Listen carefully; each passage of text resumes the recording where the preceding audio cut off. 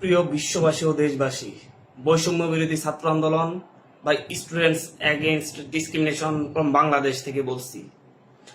আমরা বাংলাদেশের সরকার শেখ হাসিনাকে বলেছিলাম যে আপনি প্রায় আমাদের শত শত ছাত্র জনতাকে নির্বিচারে হত্যা করেছেন, আপনি পদত্যাগ করুন, শান্তিপূর্ণভাবে ছাত্র জনতার কাছে ক্ষমতা হস্তান্তর করুন।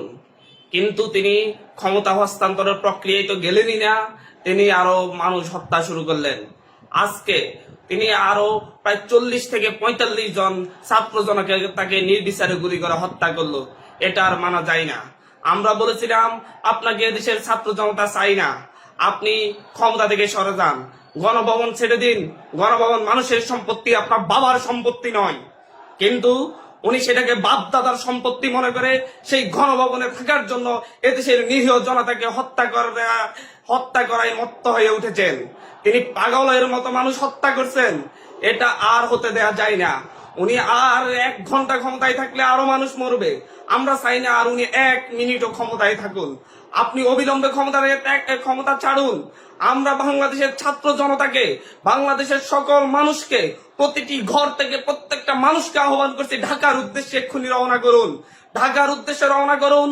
আমরা গণভবন দখল করে নিব যদি উনি গণভবন না ছাড়েন। আমরা বাংলাদেশের সংসদ ভবন দখল করে নিব যদি উনি সংসদ ভবন না ছাড়েন। এই খুনি ফ্যাসিস্টকে আর ক্ষমতায় থাকতে দেওয়া যায় না। উনি যতদিন ক্ষমতায় থাকবেন ততদিন লাশ পড়বে।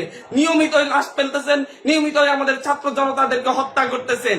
তিনি ছাত্রলীগ যুবলীগের ক্যাডারদের হাতে অস্ত্র তুলে দিয়েছেন। তারা নির্বিচারে গুলি করতেছে, পুলিশ বাহিনী গুলি করতেছে।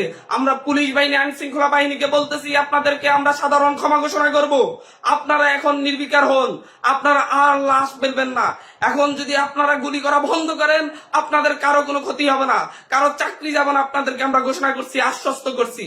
আমরা শেখ হাসিনাকে বলবো, অবিলম্বে গণভবন ছেড়ে দিন, ক্ষমতা ছেড়ে দিন, শান্তিপূর্ণভাবে ক্ষমতা হস্তান্তর করুন। না হয় আগামীকালকে এদেশের ছাত্র জনতা গণভবন থেকে আপনাকে টেনে হিসড়ে বের করবে। এটা আমাদের দাবি। জীবনের বিনিময়ে হলো এদেশের ছাত্র জনতা আপনাকে ওখান থেকে বের করে আনবে।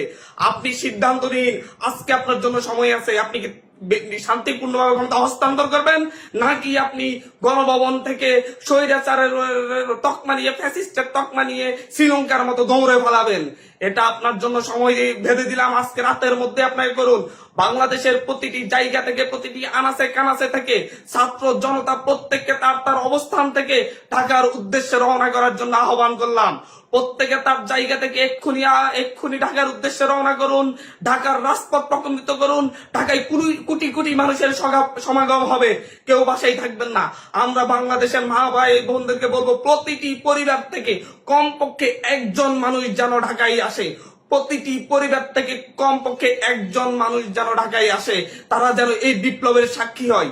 বাংলাদেশের মানুষের প্রতি আহ্বান, এই খুনি ফ্যাসিস্টের বিরুদ্ধে আপনারা ঐক্যবদ্ধভাবে যে লড়াই করেছেন, সেই লড়াইকে কালকে পূর্ণতা দেওয়ার জন্য ঢাকার উদ্দেশ্যে আসুন। যে পারবেন পায়ে হেঁটে, যে পারবেন গাড়িতে, যে পারবেন লোকাল বাসে, যে পারবেন রিক্সায়, প্রত্যেককে তার তার জায়গা থেকে ঢাকার উদ্দেশ্যে চলে আসুন। এবং ঢাকাবাসীকে বলবো, প্রত্যেকে প্রস্তুতি নিন। আপনারা ঢাকার বাইরে থেকে যত মানুষ আসবে তাদের প্রত্যেককে আশ্রয় দিবেন। আপনাদের কাছে অনুরোধ রইল, এবং প্রত্যেকে নিজ নিজ ভাষা থেকে কালকে বের হওয়ার প্রস্তুতি নিন। প্রত্যেকে একসাথে আমরা গণভবন, সংসদ ভবন অভিমুখে মার্চ করব। আমরা গণভবন, সংসদ ভবন দখল করে এই স্বৈরাচার, ফ্যাসিস্ট, খুনি সরকারকে ক্ষমতাচ্যুত করবই করব। এটাই আমাদের ঘোষণা।